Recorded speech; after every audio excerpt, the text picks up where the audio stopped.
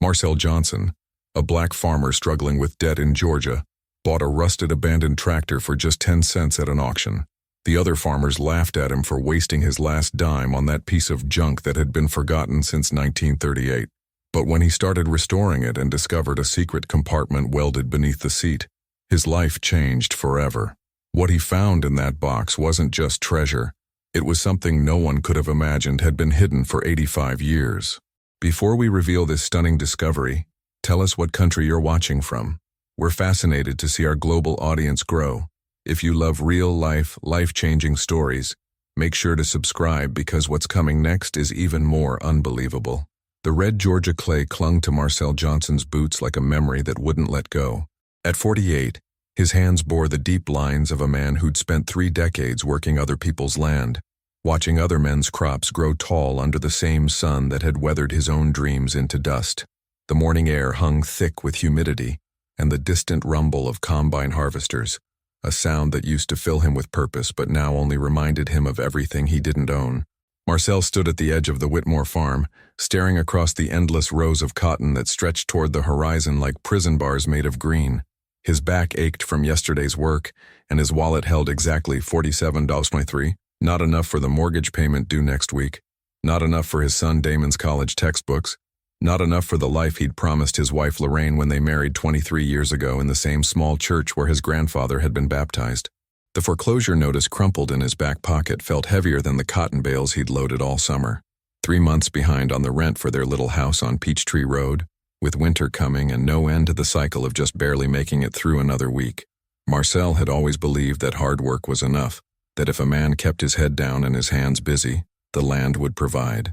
But the land wasn't his and never had been, and at 48 that truth pressed against his chest like a stone. The sound of truck engines and auctioneer calls drifted across the field from the equipment yard behind Whitmore's barn. Saturday farm auction, where broken dreams got sold to the highest bidder. Marcel had seen plenty of them. Good men forced to watch their tractors and plows get scattered to strangers while they stood by with empty pockets and nowhere left to go. He shouldn't have walked over there. He had work to do, cotton to pick, bills to worry about. But something pulled him toward the sound of voices. Maybe the same stubborn hope that had kept him believing for 30 years that tomorrow might be different. The auction yard buzzed with farmers in faded overalls and seed company caps, their voices mixing with diesel exhaust and the metallic clang of farm equipment. Marcel recognized most of the faces, men who'd worked the same red dirt for generations, some successful enough to bid on the newer tractors, others just watching like him, hands shoved deep in empty pockets. And there, pushed against the far fence like an afterthought, sat the most beautiful piece of broken machinery Marcel had ever seen. The 1938 International Harvester Farmall H sat forgotten beneath a coating of rust and neglect, its red paint faded to the color of dried blood. Vines had wrapped around its wheels, and a bird's nest crowned the exhaust pipe like some kind of rural monument to time's victory over human ambition. To most of the farmers milling around the yard, it was junk, a relic from their grandfather's era, too old to be useful, too broken to matter. But Marcel saw something else. He saw the ghost of his own grandfather, Thomas Johnson, who'd worked these same fields with a farmall just like this one, back when sharecropping was the only option for black families in rural Georgia. He remembered being 7 years old, riding on Thomas's lap as the tractor coughed and wheezed through endless summer days, his grandfather's weathered hands steady on the wheel, teaching him that a man's worth wasn't measured by what he owned, but by how he cared for what was given to him. Lot 47, the auctioneer's voice cracked through the loudspeaker. 1938 International Harvester Farmall H, sold as is, where is? Do I hear $50? Silence. A few chuckles from the crowd. Someone muttered, "Scrap metal's about all she's good for. $25? The auctioneer's voice carried a note of desperation. This was clearly the lot nobody wanted, the kind of item that cluttered up an auction and made everyone impatient for the good equipment. Marcel's hand trembled as he reached into his pocket, fingers closing around the crumpled bills. $47.23. Everything he had left in the world. $10? The crowd was already moving toward the newer tractors lined up near the barn. Marcel felt the weight of every eye that wasn't looking at him, the familiar invisibility of being a man without means in a world that measured worth in acres and equipment. His hand shot up. I got $10. The auctioneer seemed genuinely surprised. Do I hear 15? The silence stretched like taffy. A few heads turned toward Marcel, some with curiosity, others with the kind of pity reserved for fools who threw good money after bad. Going once, going twice. Sold to bidder number 23 for $10. Marcel walked to the payment table on unsteady legs, counted out his 10 singles, and received a yellow receipt that transferred ownership of approximately 3,000 pounds of rust to Marcel Johnson of 247 Peachtree Road. The clerk barely looked at him as she handed over a single key attached to a ring that read, Farmel H, running condition unknown. You'll need to haul it yourself, she said, already turning to the next buyer. Got till Sunday evening. Marcel stood there holding the key, staring at his purchase through the crowd of farmers who were now bidding serious money on serious equipment. What had he done? Lorraine would ask where the grocery money went, and Damon needed new cleats for football season and the rent was still 3 months behind, and he just spent their last $10 on a machine that probably hadn't run since Eisenhower was president. But when he walked back to the Farmel and placed his palm against its sun-warmed hood, something settled in his chest. It wasn't practical, it wasn't smart, but it was his. That evening, after borrowing Jimmy Peterson's flatbed truck and spending another $20 he didn't have on gas and tow straps, Marcel managed to get the tractor back to the small shed behind his rented house. The Farmel barely fit through the doors, its bulk filling the space like a sleeping giant. Under the single bare bulb, away from the laughter and judgment of the auction crowd, Marcel could finally see what he'd bought. The rust was surface deep in most places. The tires were flat but not cracked. The engine block looked solid, and when he peered into the oil reservoir, the dipstick came out clean. He ran his hands along the fender, feeling the ghost of the original paint beneath the oxidation. This machine had been built to last, crafted in an era when things were made to serve multiple generations. Someone had loved this tractor once, had climbed into its seat every morning with purpose and pride. Marcel circled it slowly, cataloging what needed attention. The battery terminals were corroded. The hydraulic lines would need replacing. The seat cushion had split, its stuffing long since claimed by mice. But underneath all the neglect, the bones were good. It was as he knelt to examine the undercarriage that he noticed it, a section of the metal housing beneath the operator's seat that didn't match the rest of the tractor. The rivets were different, newer somehow, and the metal had a slightly different patina. It looked almost like a patch, but too deliberate to be a simple repair. Marcel fetched his flashlight from the workbench and aimed it at the anomaly. There, barely visible beneath decades of grime, he could make out the faint outline of a rectangular seam. Someone had welded a small compartment into the tractor's frame, hidden it so carefully that only a thorough examination would reveal its existence. His heart began to pound as he realized what he might be looking at.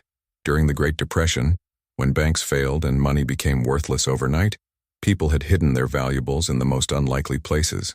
Could someone have used this old Farmel as a safe? Marcel's hands shook as he searched his toolbox for a chisel and hammer.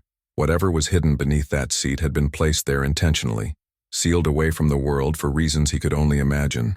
And now, in the quiet of his borrowed shed, with the weight of his own desperate circumstances pressing down on him, Marcel Johnson was about to discover what secrets the past had entrusted to his care.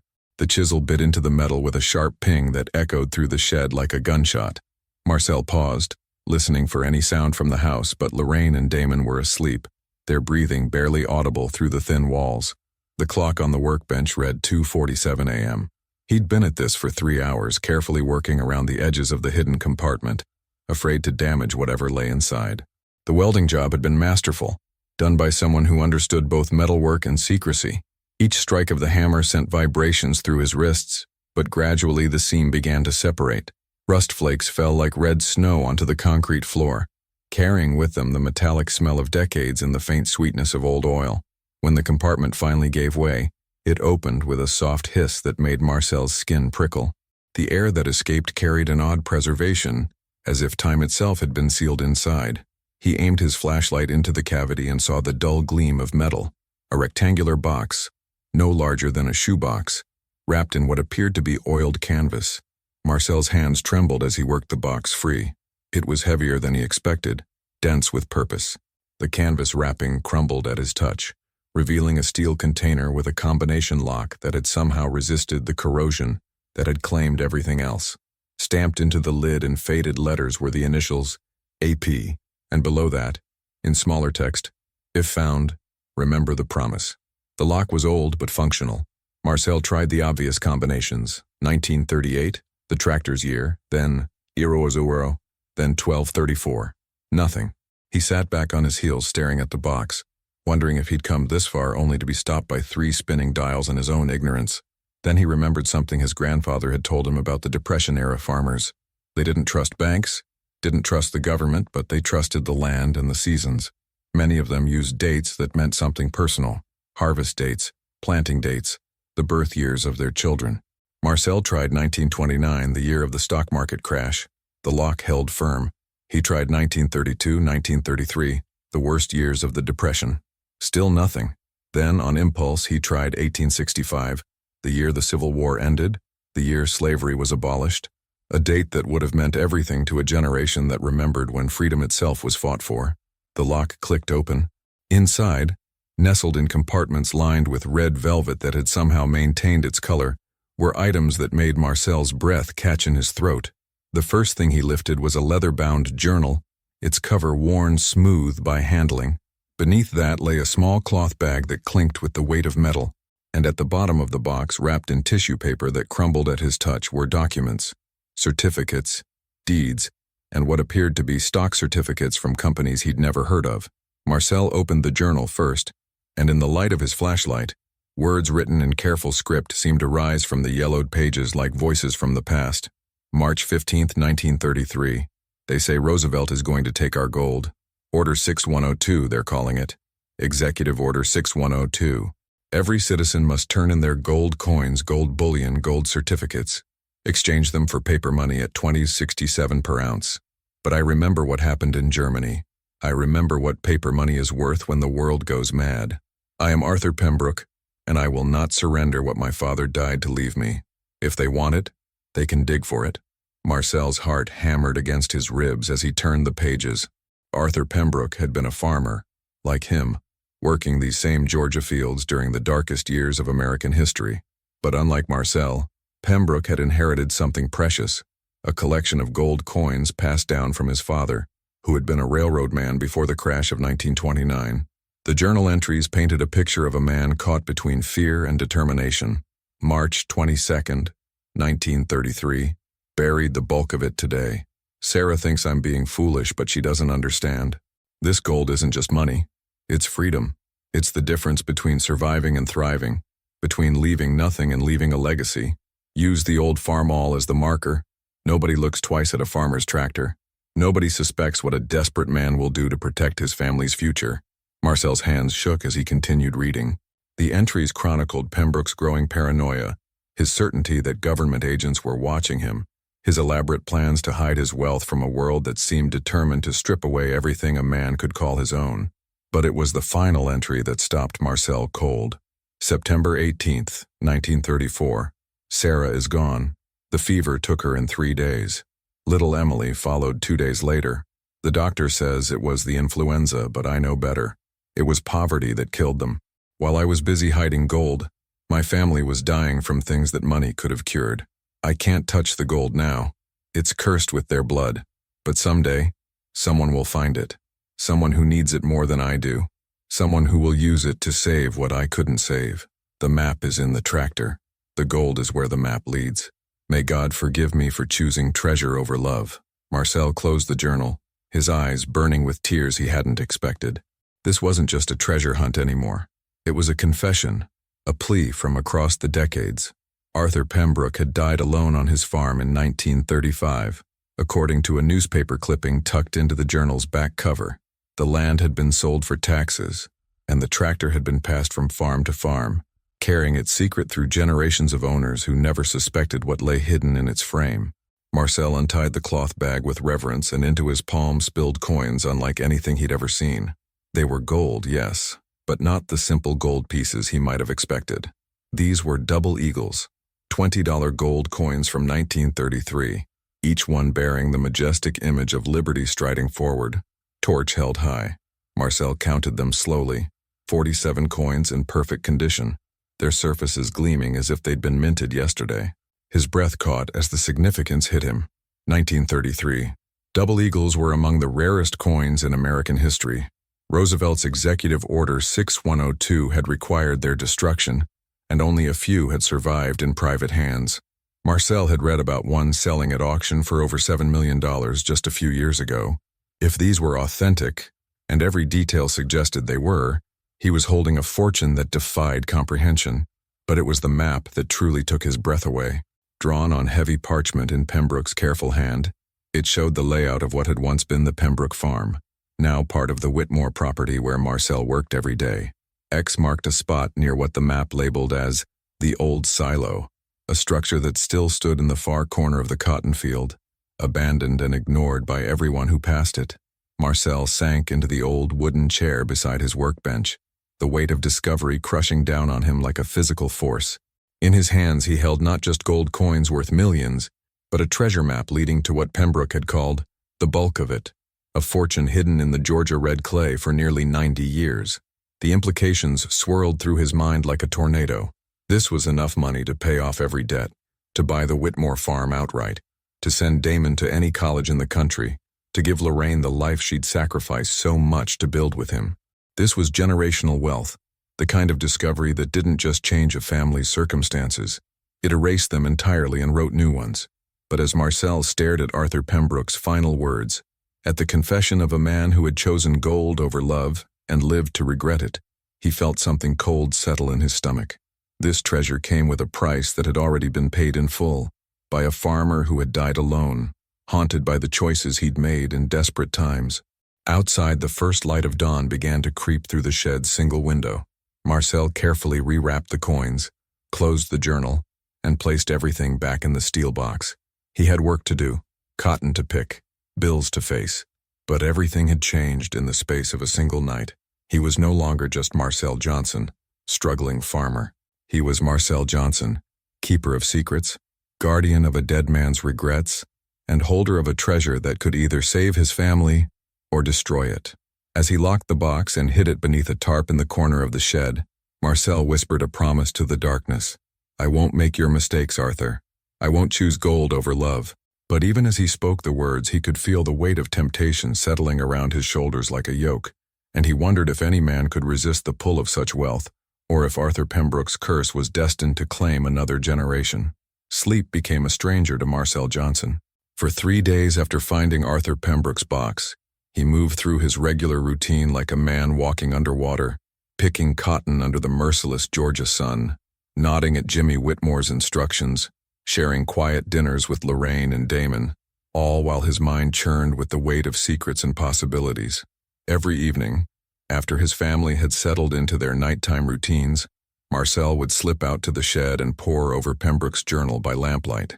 The leather-bound book had become both his obsession and his torment, each page revealing more about a man whose desperation had led him down a path Marcel now found himself walking. The journal entries weren't just a chronicle of hidden treasure. They were a window into the soul of rural Georgia during its darkest hour.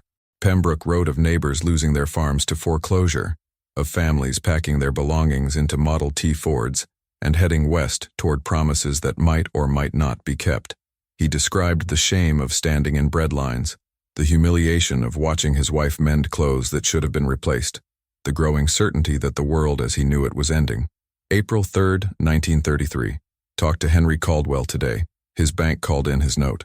40 years his family worked that land, and now it belongs to strangers in Atlanta. Henry cried right there in front of me, a man of 62 years old, crying like a child. Said he didn't know how to tell his grandsons that there won't be nothing left for them. I understand now why Papa hid the railroad gold. It wasn't greed. It was insurance against a world that could take everything from a man while he slept. Marcel found himself drawn into Pembroke's world, feeling the farmer's growing paranoia as if it were his own. There were references to mysterious visitors, men in dark suits asking questions about assets and compliance with federal regulations. Pembroke became convinced that government agents were watching him, that his neighbors had been instructed to report any suspicious activity. But it was the personal entries that cut deepest. Pembroke's love for his wife Sarah came through in every mention of her name. He described her hands working in their kitchen garden, her voice singing hymns while she hung laundry, her quiet strength during the worst of their struggles. When she fell ill in the summer of 1934, Pembroke's handwriting became increasingly erratic, his entries shorter, but more desperate. Sarah is burning with fever. Dr. Hammond says it's the influenza, but his medicines cost more than I make in a month. I could buy every medicine in his bag with what I have buried, but how do I explain sudden wealth? How do I spend gold that's supposed to not exist? She asked me today why I look so worried all the time. I wanted to tell her about Papa's legacy, about the security waiting in the ground, but the words wouldn't come. How do you tell someone you love that you've been lying to them for a year? Marcel had to stop reading and step outside into the cool night air. Through the kitchen window he could see Lorraine washing dishes, her movements efficient and graceful, despite the long day she'd put in at the county clerk's office.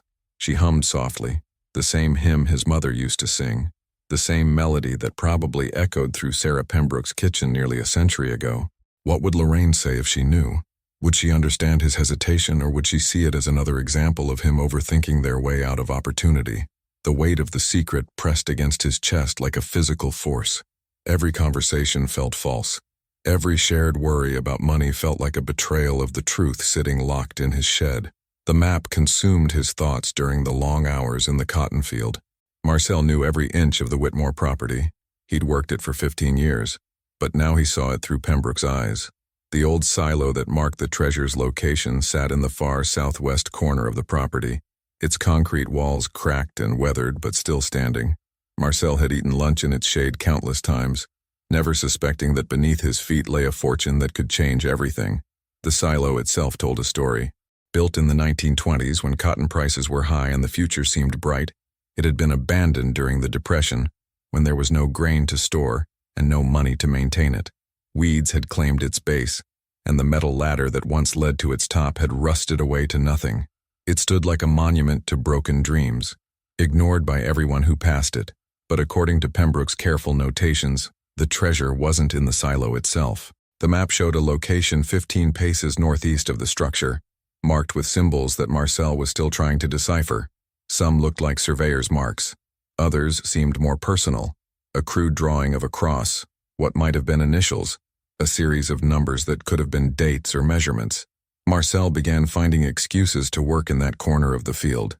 He volunteered for fence repairs, offered to clear brush, anything that would let him study the ground without arousing suspicion.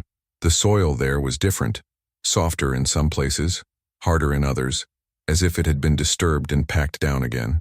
On his hands and knees, supposedly checking irrigation lines, Marcel could feel the subtle variations that spoke of human intervention. It was during one of these reconnaissance missions that he found the first piece of physical evidence. Half buried in the red clay, green with age but unmistakable, was a brass button. Marcel cleaned it carefully with his handkerchief, revealing an intricate design, an anchor surrounded by rope with USN engraved beneath. It was a Navy button, old enough to be from the World War I era. The button didn't match anything in Pembroke's journal, which made Marcel wonder how many secrets the land held, how many stories were buried in the Georgia soil, waiting for someone to dig deep enough to find them. He pocketed the button and continued his search, but found nothing else that first day. That evening, Marcel spread the journal, the map, and the button across his workbench, trying to piece together a puzzle that spanned decades. It was then that he noticed something he'd missed before, a loose page tucked into the back cover of the journal. The paper was different, older, and the handwriting was not Pembroke's careful script but a more hurried, faded hand. For my son Arthur, this gold came from the Central of Georgia Railroad, earned honest through 40 years of service. I saved every piece because I knew hard times would come again. They always do. Use it wisely. Use it for family. Don't let it be the master of your choices. Your father, Benjamin Pembroke, 1928. Marcel's throat tightened as he read the father's warning. Benjamin Pembroke had been a railroad man, probably a conductor or engineer, who had saved gold coins from his wages over 4 decades of service. He'd left them to his son not as a burden, but as security. Yet Arthur had let fear and paranoia transform that security into a prison, hiding it so well that it became useless to the very people it was meant to protect. The pattern was clear now. A legacy of good intentions twisted by hard times into something destructive. Benjamin had saved honestly. Arthur had hidden desperately, and now Marcel held their combined choices in his hands, faced with the same decision that had haunted 2 generations before him. But there was something else in the journal that Marcel had initially overlooked. References to the others who knew. Pembroke hadn't worked alone. There had been at least 2 other farmers who had helped him move and hide the bulk of his treasure, men whose names appeared in coded references throughout the later entries. J.W. helped today. Good man. Understands why we can't trust banks or governments. Says his grandfather lost everything in the panic of 1873. Won't let it happen again. T.B. Brought his wagon. 3 of us worked from midnight till dawn. Sarah thinks I was helping birth a calf at the Henderson place. Lord forgive me for the lies, but she wouldn't understand. Women don't think like men about these things. Marcel realized that Arthur Pembroke's treasure wasn't just one man's desperate gamble. It was part of a network of farmers who had decided to take control of their own financial destinies during the worst economic collapse in American history. They had been the survivalists of their era, preparing for chaos that never quite came, at least not in the way they expected. As he closed the journal and prepared to return it to its hiding place, Marcel noticed one final detail that made his blood run cold.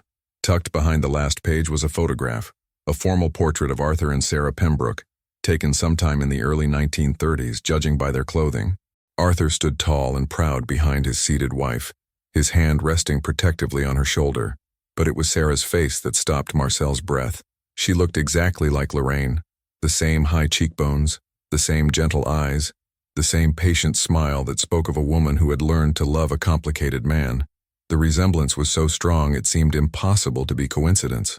Marcel stared at the photograph until the lamplight began to flicker, his mind racing with possibilities. Was this just a trick of the light, a projection of his guilty conscience onto an old photograph? Or was there something deeper here, some connection between past and present that went beyond mere chance? He slipped the photograph into his shirt pocket next to his heart, and made a decision that surprised him with its clarity. Tomorrow he would follow Pembroke's map to its conclusion.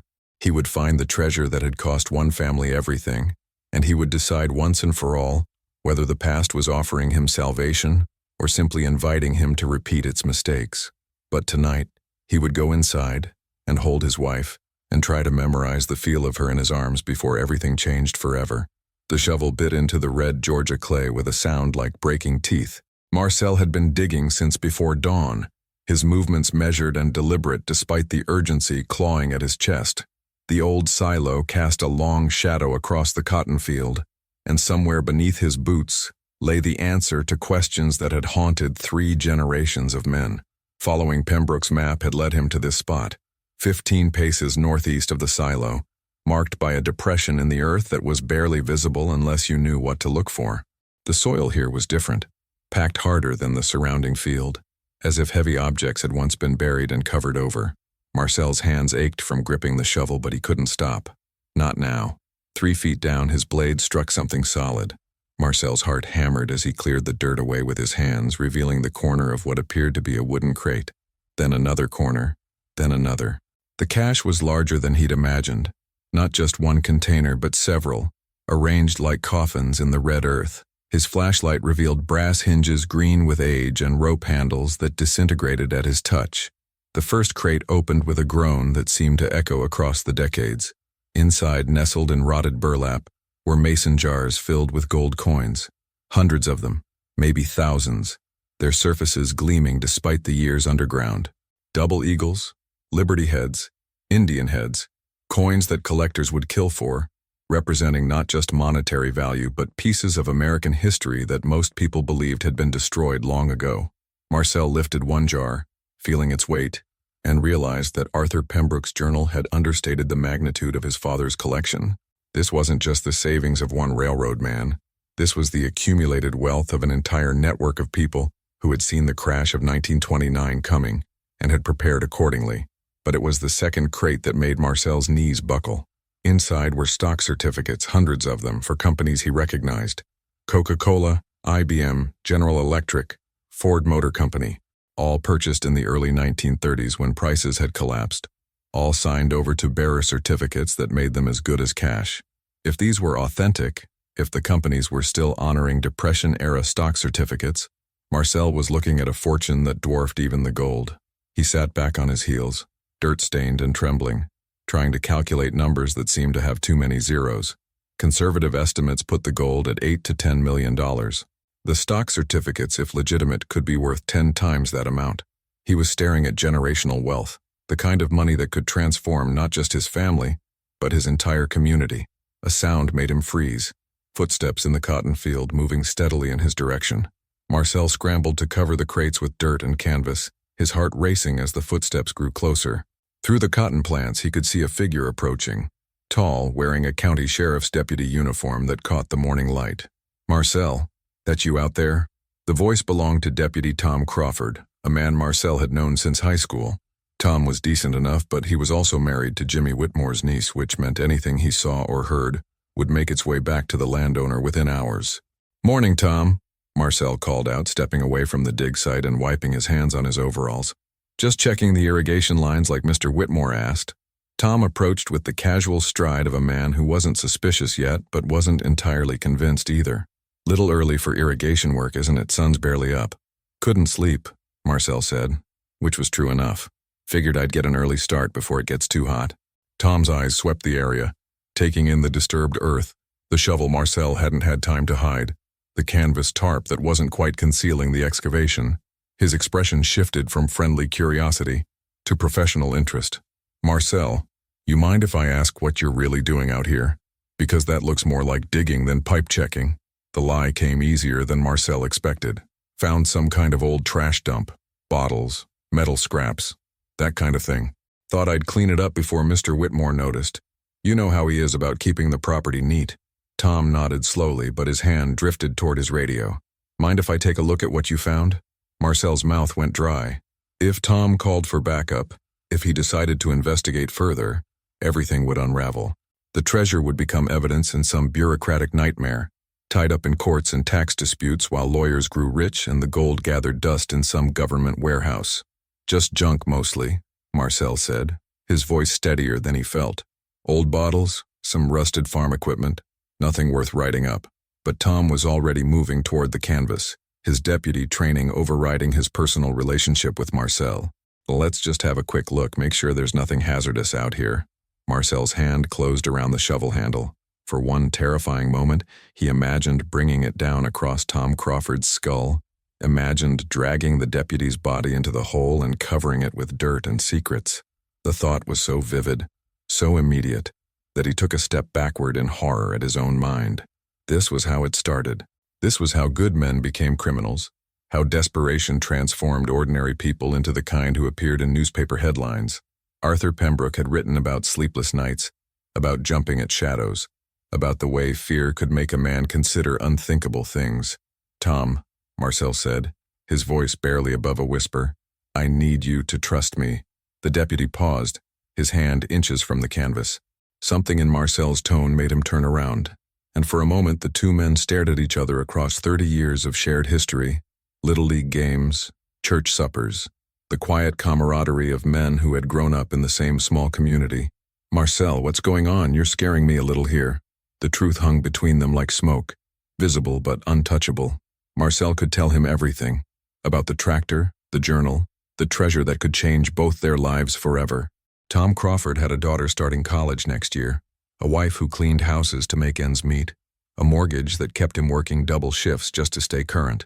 But he could also arrest Marcel, confiscate the treasure, turn it over to federal authorities who would ask questions about taxes and ownership and historical preservation. The gold would disappear into the same bureaucratic maze that had swallowed Arthur Pembroke's attempts to protect his family. "It's complicated," Marcel finally said. Tom's radio crackled to life. "Unit 47, what's your 20? Tom reached for the radio, then stopped. He looked at Marcel, at the barely concealed excavation, at the fear and desperation written across his friend's face. "Unit 47, checking on some vandalism at the old Henderson place. Everything's quiet here. Probably just kids." The dispatcher's voice faded into static. Tom clipped the radio back to his belt and crossed his arms. "Marcel Johnson, I've known you since you were 12 years old. I've never seen you lie to anyone, not even when it would have saved you trouble. So I'm going to ask you one more time, and I want the truth. What are you really doing out here?" Marcel stared into Tom Crawford's eyes and saw himself reflected there, a man standing at a crossroads, about to make a choice that would define not just his future, but his character. He thought about Arthur Pembroke, who had chosen secrecy and died alone with his regrets. He thought about Lorraine, washing dishes in their rented kitchen while dreaming of better days. He thought about Damon, whose football cleats were held together with duct tape while his classmates wore brand new equipment, and he made a decision that surprised them both. "Tom," he said, "I need you to sit down, because what I'm about to show you is going to change everything you think you know about this place." The deputy's eyes widened as Marcel pulled back the canvas, revealing the opened crates and their glittering contents. Gold coins caught the morning light like fallen stars, and Tom Crawford's radio slipped from his suddenly nerveless fingers. "Sweet Jesus," Tom whispered. "Marcel, what have you found?" But even as Marcel began to explain about Arthur Pembroke and the journal and the map that had led him to this moment, he could feel the weight of his decision settling around him like chains. He had just shared the secret that could save his family or destroy it, and there was no taking it back. In the distance, the sound of truck engines began to echo across the cotton field. The workday was starting, and soon the field would be full of people who might ask questions, who might notice two men huddled around a hole in the ground. Time was running out, and Marcel realized that finding the treasure had been the easy part. Deciding what to do with it, that was going to be the hardest thing he'd ever done.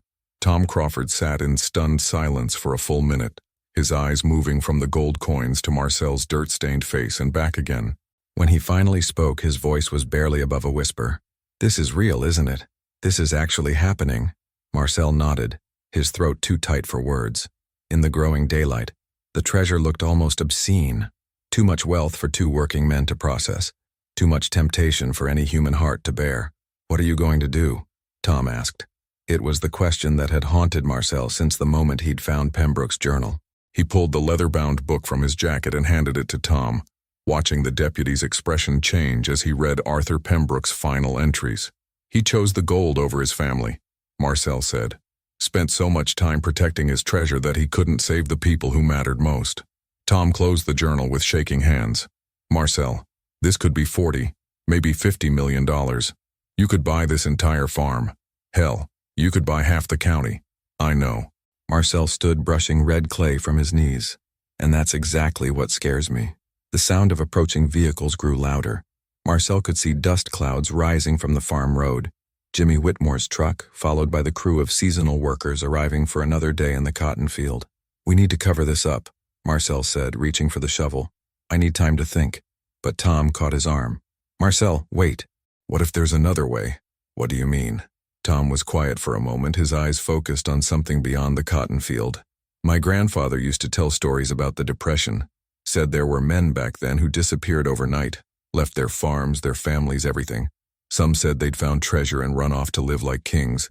Others said they'd been crushed by the weight of secrets they couldn't carry." Marcel felt a chill run down his spine. "Which do you think is true?" "Both," Tom said. "I think some men were destroyed by what they found and others were destroyed by what they lost. But maybe there's a third option your grandfather never considered." Together they covered the crates and smoothed the dirt, working in silence as the farm came alive around them. By the time Jimmy Whitmore's truck reached the far end of the field, Marcel and Tom were walking casually toward the road, their conversation apparently focused on irrigation schedules and weather patterns. That night, Marcel sat at his kitchen table with Lorraine and Damon, sharing a dinner of leftovers and watching his family laugh over some story from Damon's school day. Lorraine had worked late at the courthouse again, her hands stained with carbon paper and her shoulders tight with exhaustion. Damon needed new school clothes, and the electricity bill sat unopened on the counter like an accusation. This was his life, simple, struggling, but real. These were the people Arthur Pembroke had died regretting he'd chosen treasure over love for. "Daddy," Damon said, "you're quiet tonight." "Something wrong?" Marcel looked at his son, 17 years old, smart as a whip, dreaming of college but too proud to mention that his friends had things he'd never have. Then he looked at Lorraine, who had given up her own dreams to build a life with a man who could barely keep them afloat. "Just thinking," Marcel said, "about legacy, about what we leave behind." 3 weeks later, Marcel Johnson stood in the conference room of the Georgia Historical Preservation Society, wearing his one good suit and trying not to sweat through his shirt. Across from him sat a panel of historians, lawyers, and state officials, all studying the documents he'd brought them. Arthur Pembroke's journal, the treasure map, photographs of the gold coins, and a proposal that had taken him sleepless nights to write. "Mr. Johnson," the lead historian said, "what you're proposing is unprecedented." Marcel cleared his throat. "The way I see it, This treasure was hidden to preserve it for future generations. Arthur Pembroke and his father before him wanted to make sure their legacy survived hard times. Well, we're living through hard times now. Different ones, but hard all the same. The proposal was simple in concept, but revolutionary in execution. Marcel would donate the treasure to establish the Pembroke Johnson Agricultural Preservation Trust, a foundation dedicated to helping family farmers avoid foreclosure, providing low-interest loans for equipment and land purchases, and preserving the agricultural heritage of rural Georgia. You understand, the lawyer said, that if we authenticate this collection and establish the trust as you've outlined, you'll be giving away what could be the largest private treasure discovery in Georgia history. Marcel nodded. I understand. But I also understand what it cost the last man who tried to keep it all for himself. 6 months later, Marcel stood on the porch of the farmhouse he'd just purchased, the old Pembroke place, restored with a small portion of the treasure's value. The trust had been established, the treasure authenticated, and the first round of grants had already saved 6 family farms from foreclosure. Lorraine came out onto the porch carrying 2 cups of coffee, her smile brighter than Marcel had seen it in years. No regrets? She asked, settling into the swing beside him. Marcel looked out over the cotton fields that were now his, at the restored silo that would become a monument to the trust, at the life he'd built, not by keeping secrets but by sharing them. None, he said, and meant it. In the distance, Tom Crawford's patrol car turned into their driveway. The deputy had become the trust's first enforcement officer, helping identify farmers in need and investigating claims of financial distress. His daughter was starting college on a trust scholarship, and his wife had opened a small bakery with a trust business loan. As Tom walked up the path, Marcel raised his hand in greeting and thought about Arthur Pembroke's final words. May God forgive me for choosing treasure over love.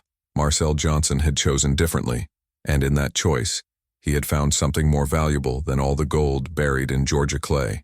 He had found peace. Up next, 2 more incredible stories of hidden treasures and life-changing discoveries. Click to continue your journey, and don't forget to hit subscribe if you believe that sometimes the greatest treasure is knowing when to let it go.